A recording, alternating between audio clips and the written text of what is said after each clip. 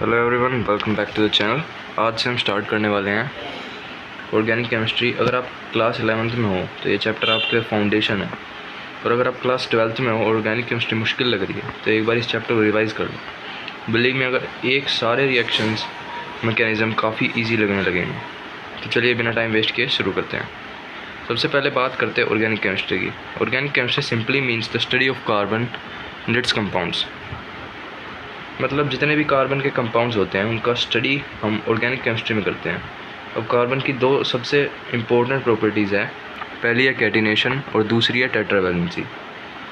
Catenation का simple मतलब है कि कार्बन दूसरे कार्बन एटम्स के साथ जुड़कर लॉन्ग चेन्स और रिंग बना सकता है। इसी वजह से कार्बन के इतने सारे कंपाउंड्स एग्जिस्ट करते हैं।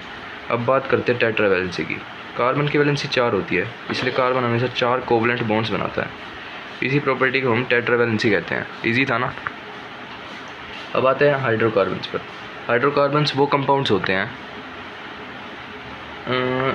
जिसमें सिर्फ कार्बन और हाइड्रोजन प्रेजेंट होते हैं। ये दो टाइप्स के होते हैं। अगर सिर्फ सिंगल बॉन्ड्स है तो उन्हें सैचुरेटेड हाइड्रोकार्बन्स या एल्केन्स कहते हैं, और अगर डबल या ट्रिपल बॉन्ड हो तो वो अनसैचुरेटेड हाइड्रोकार्बन्स होते हैं। ये आगे चल के केमिस्ट्री में बहुत ज़्यादा यूज़ होती है चीज़, तो इसको अच्छे से याद करना, बस इतना याद रखना है। अब एक छोटा सा हिस्ट्री पॉइंट। पहले एक साइंटिस्ट था बर्जीलियस, उन्होंने वाइटल फोर्स थ्योरी दी थी। उनका मानना था कि ऑर्गेनिक कंपाउंड सिर्फ लिविंग ऑर्गेनिजम्स ही बना सकते हैं, लेकिन बाद में फ्रेडरिक वोलर ने इसको डिसप्रूव कर दिया। इसी वजह से वाइटल फोर्स थ्योरी रिजेक्ट हो गई। अब आते हैं हाइब्रिडाइजेशन पर। हाइब्रिडाइजेशन का सिंपल मतलब होता है मिक्सिंग ऑफ ऑर्बिटल्स। कार्बन में मेनली 3 हाइब्रिडाइजेशंस होती हैं, जिनको हम sp3, sp2 और sp बोलते हैं। लेकिन हाइब्रिडाइजेशन समझने से पहले बॉन्ड समझना ज़रूरी है। 2 टाइप्स के बॉन्ड होते हैं, सिग्मा बॉन्ड और पाई बॉन्ड।